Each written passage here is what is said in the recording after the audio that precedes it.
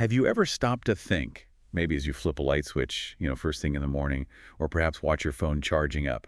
Have you ever wondered how that electricity actually gets there, into your home, into the device? It's something we take so completely for granted, isn't it? Absolutely. We rely on it for, well, pretty much everything. Morning coffee, getting around, our whole digital lives. But how it's made often feels like a bit of a black box. A kind of everyday magic. Exactly. Well, today we're going to open that box. We're doing a proper deep dive into how electricity is actually generated. And what's really fascinating, and maybe a bit surprising, is that most of the electricity we use, like the vast majority of it, comes from just one core idea. One fundamental principle. It's elegant, really, when you break it down. It is. And our guide for this journey comes from a really helpful source, a book called Kunna by Ada, which, roughly translates to something like True Beginner's First Steps in Electricity. Ah, so perfect for getting to grips with the basics. Exactly. The whole point of the book is to make these sometimes quite complex ideas really accessible. And that's our goal today, too, to give you clear, solid knowledge, hopefully spark a few of those aha moments without making your head spin. Sounds good. It's a foundational concept, after all. Right. So let's unpack this, because what we're looking at isn't just history. It's the absolute bedrock of modern power. And it starts, believe it or not, with this brilliant guy back in the 19th century, a real story of curiosity changing the world. Indeed. It's a discovery that didn't just lay the groundwork. It literally ignited our entire electrified world.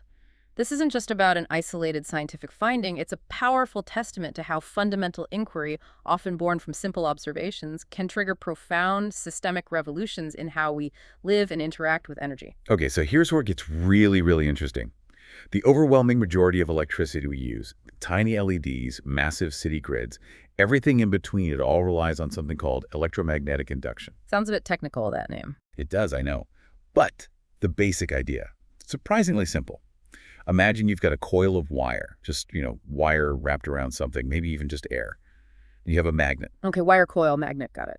Electromagnetic induction is basically this. If you move the magnet near the coil or inside it, electricity just appears in the wire. A current starts flowing. It's not about them just sitting there, then. It's the movement. Precisely. It's the dynamic interaction. That's the key. What's really fascinating here is how elegant and almost intuitive this is once you see it. At its core, electromagnetic induction is all about energy transformation. You're taking kinetic energy, that's the energy of movement, and converting it directly into electrical energy. Right. No batteries, no chemicals involved at this stage. None at all. Just moving a magnetic field relative to a wire, and boom, electrons start moving. That's your current. It seems simple now, but back then it was a huge leap. It showed that magnetism and electricity weren't separate things. So they were connected. Deeply connected, intrinsically linked. It was a fundamental unification of forces, really. And the person who really cracked this, who gets the credit, was the British physicist Michael Faraday. A remarkable figure. Born 1791, passed away 1867. Self-taught, largely. An amazing story in itself. Isn't it? So in 1831, he did this crucial experiment.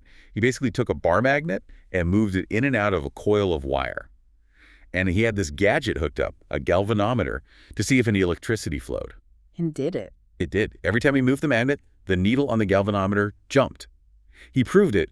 Moving a magnet near a wire creates electricity. It wasn't random. It was consistent, predictable. But Faraday didn't just stop at seeing it happen, did he? He wanted to know why. Exactly. That was his genius. He figured out that the electricity gets generated because the amount or the strength of the magnetic field actually passing through the loop of the coil changes over time. Okay, wait, so it's not just the field, but the change in the field going through the coil. Yes. Think of it like invisible magnetic stuff, flux flowing through that wire loop. If that flow gets stronger or weaker or changes direction through the loop, that's when the magic happens. Right, that change creates a kind of electrical push on the electrons in the wire. That's it. It nudges them, forces them to move. And that movement, that flow of electrons, is the electric current. It's the constant change, the fluctuation that gets things moving. So just having a magnet sitting next to a coil does nothing? Nothing at all. It has to be interacting, changing. Like dropping a stone in a pond creates ripples, right? It's the disturbance, the change that causes the effect. Yeah. The stone just sitting at the bottom doesn't make waves. That's a great analogy. The changing magnetic field is the disturbance creating electrical ripples in the wire. And this changing magnetic flux, as it's called, is what gets those electrons flowing, which leads to the next big question, doesn't it? Like just, If we want to actually power something substantial, how do we get more electricity? A tiny flicker isn't much use? right. How do we scale this up? And Faraday figured that out too. He did. Faraday's law doesn't just say that induction happens, it tells us how to make it stronger. It gives us the control knobs, so to speak. Yes. And this is where it becomes super practical. Our source, the True Beginner's book, lays out three main factors, three ways to get more electrical output. The recipe for more power? First, more turns in your coil. The more times you wrap that wire around, the more electricity you generate. Why is that? More wire. Kind of. Imagine each loop, each turn of the wire, is like its own tiny generator. When the magnetic field changes, each loop gets a little electrical push. If you have hundreds or thousands of loops. All those little pushes add up. Exactly. They add up, giving you a much bigger overall push, which means a higher voltage. Think of voltage as the electrical pressure.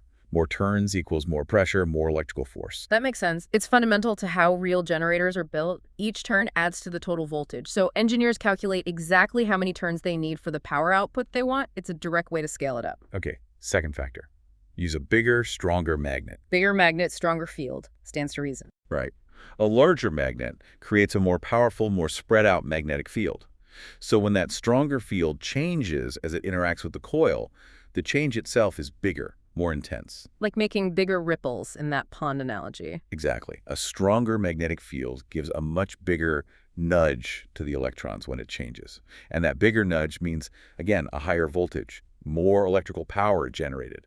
It's about the intensity of that magnetic influence. Precisely. The magnetic field strength directly determines how much voltage you induce.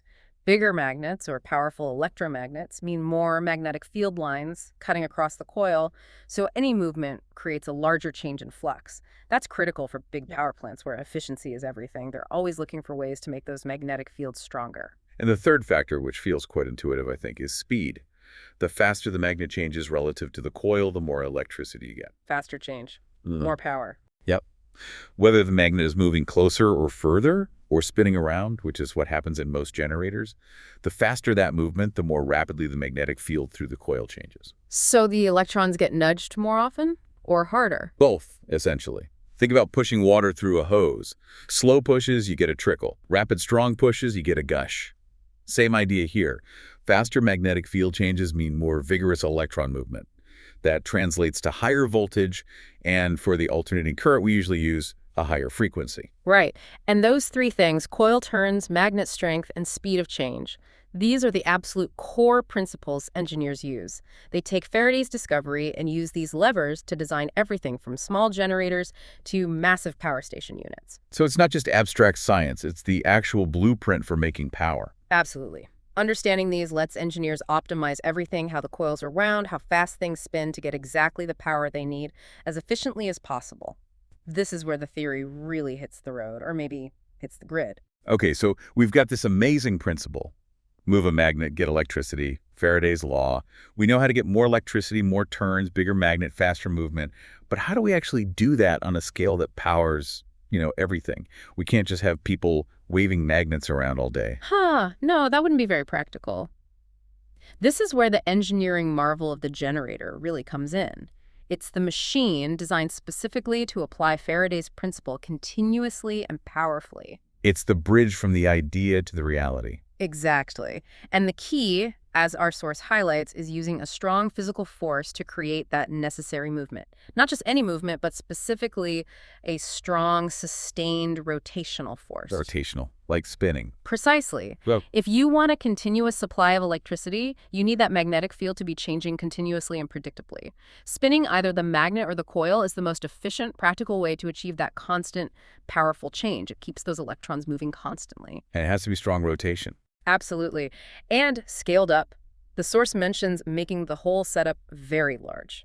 We're talking huge, powerful magnets, massive coils with potentially thousands of turns, and something providing immense rotational power to keep it all spinning fast. A hand crank generator might light on LED, but powering a city, That needs industrial scale. Right. The scale is mind-boggling when you think about power plants. It truly is, but it all comes back to applying those same three factors from Faraday's law, just on a monumental engineering level.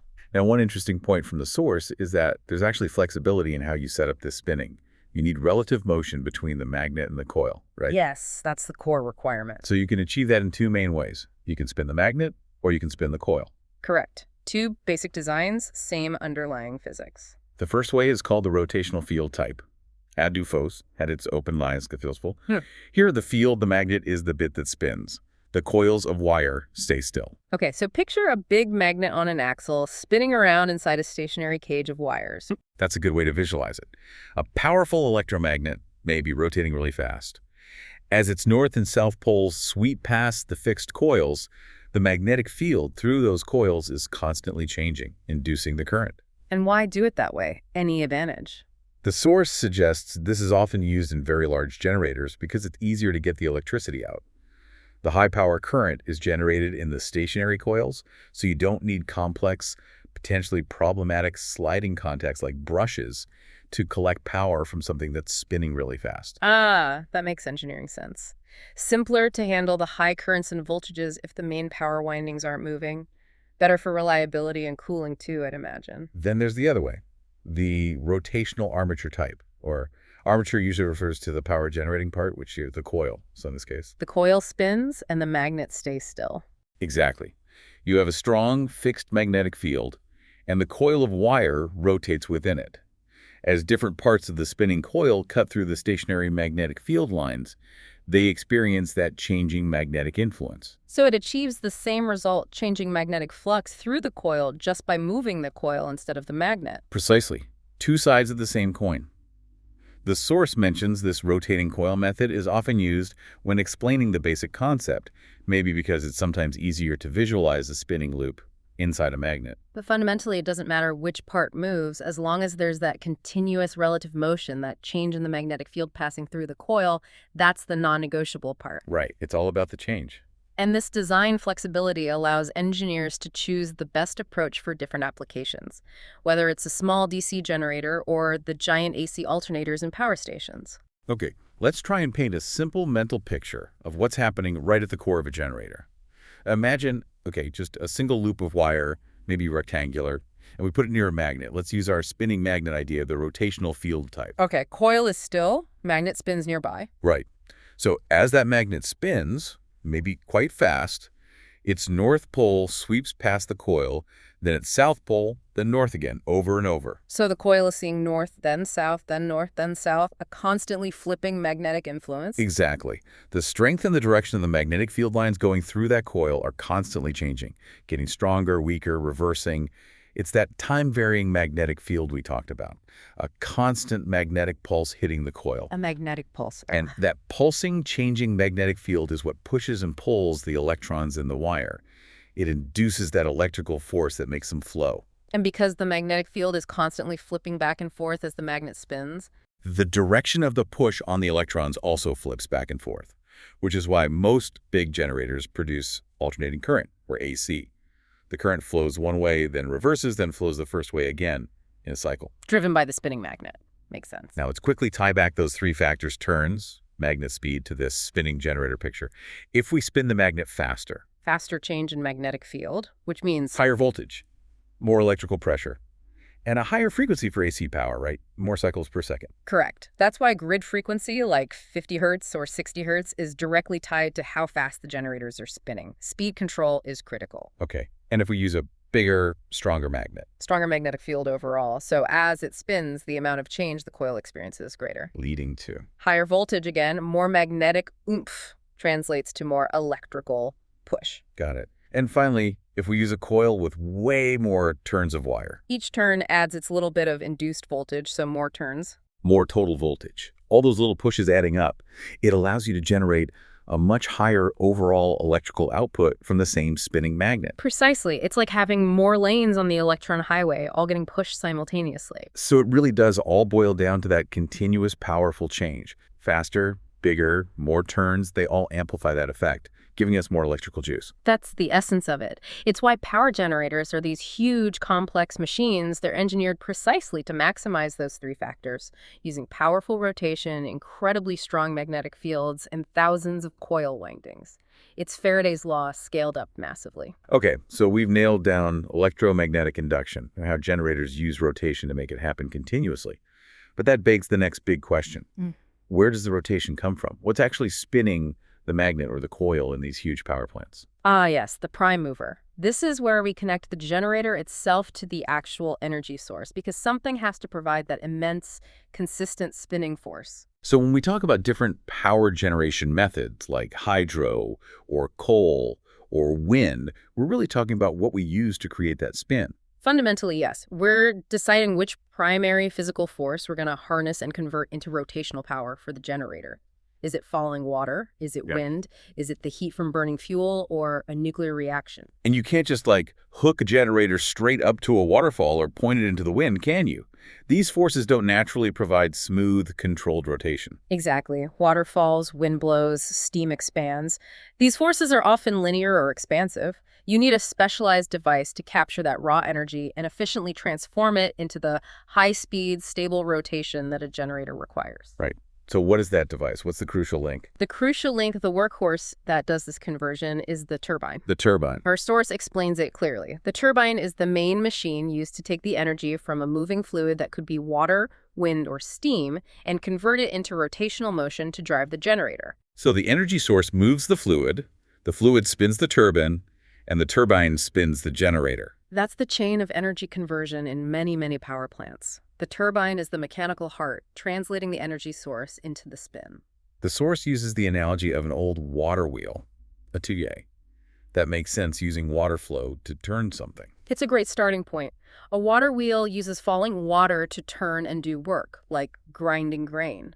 A modern turbine is like a hyper-advanced, incredibly efficient water wheel, but engineered for massive power output and designed to work with different fluids, not just water. And they must be pretty complex machines. Oh, absolutely. They often look like sets of intricately shaped blades, almost like multiple advanced pinwheels nested together, all designed to extract the maximum energy from the moving fluid with minimal loss. They are feats of engineering, balancing fluid dynamics, materials science, and sheer mechanical strength. And just like you'd use different tools for different jobs, there are different types of turbines for different energy sources. Exactly. You need to tailor the turbine design to the specific characteristics of the fluid you're working with, its pressure, its speed, its density. Okay, so what are the main types? The source breaks them down. Right. First up, hydraulic turbines, June. These are for hydropower. They use the force of moving water. Like in a dam. Precisely. Water stored behind a dam has potential energy. When it's released and flows down through large pipes called penstalks, it hits the blades of the hydraulic turbine, forcing it to spin. Think of it as that high-tech water wheel concept. Designs like Francis, Kaplan, or Pelton turbines are used depending on the water pressure and flow rate. So converting water pressure and flow into rotation. Correct. They are generally very efficient and can last a long time, but obviously you need a suitable river and location, and building dams has significant environmental considerations. Okay, what's next? Steam turbines, these are incredibly common. They're the engines in most thermal power plants. Thermal. So using heat? Yes.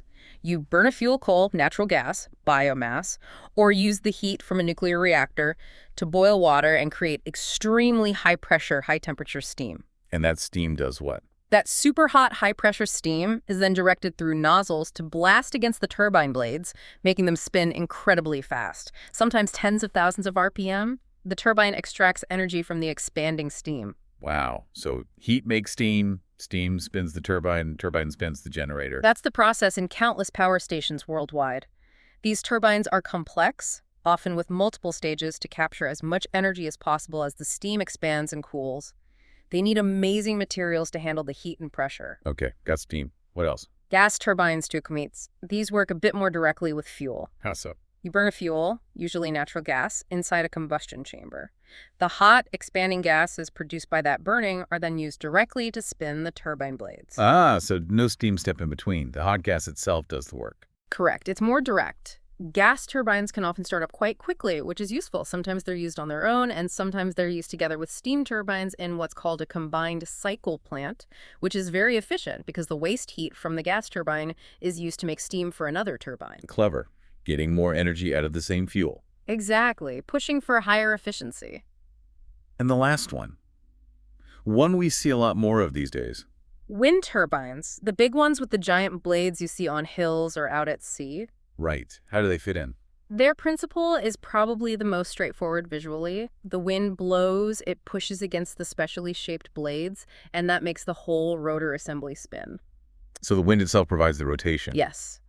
The wind's kinetic energy is directly converted into rotational energy by the blades. That rotation might go through a gearbox to increase the speed, and then it spins the generator housed inside the nacelle, that boxy part at the top. Simple concept, but complex engineering, I imagine, with those huge blades. Definitely. Blade design is crucial for efficiency and capturing wind energy effectively. And as the source notes, all these turbines used in actual power generation tend to be very large scale. These aren't small devices, they can be enormous structures. So let's pull this all together for you, our listener. That light turning on, that phone charging, it's not magic, is it? Not at all. It's physics and engineering working together. It starts with Michael Faraday's incredible discovery, electromagnetic induction. Just the idea that a changing magnetic field creates electricity. The foundational principle. Then it's the generator, cleverly designed to make that happen continuously by spinning a magnet or a coil, using more turns, stronger magnets, and higher speeds to get the power needed. Applying the principle at scale. And providing that crucial spin. That's the job of the turbine. These massive, sophisticated machines harnessing the raw power of Falling water in hydraulic turbines. superheated steam from burning fuel or nuclear reactions in steam turbines, Hot combustion gases in gas turbines. or the simple force of the wind in wind turbines. Each converting its energy source into that vital rotation. So from those tiny electrons dancing in a wire because a magnetic field changed, all the way up to these colossal turbine-spinning generators, you now have a really solid picture, a beginner-friendly one, I hope, of how electricity actually gets made and delivered to you. It's quite a chain of energy transformations, isn't it? Mechanical to electrical, often with thermal or kinetic energy starting it all off. It really is an amazing testament to scientific discovery and engineering skill powering our whole world. Absolutely. And thinking about how fundamental these principles are, the changing magnetic fields, the need for rotation, it does make you wonder, doesn't it? Given everything we rely on this for, what might be the next big step? How so? Well, what could be the next innovation in turning natural forces into that spin more efficiently? Or maybe even new ways to generate electricity that perhaps don't rely on turbines in the same way? Or even breakthroughs in how we move that electricity around once it's generated? That's a great thought to end on. Knowing the basics now, what does the future of generating this essential power look like? Something for all of us to ponder.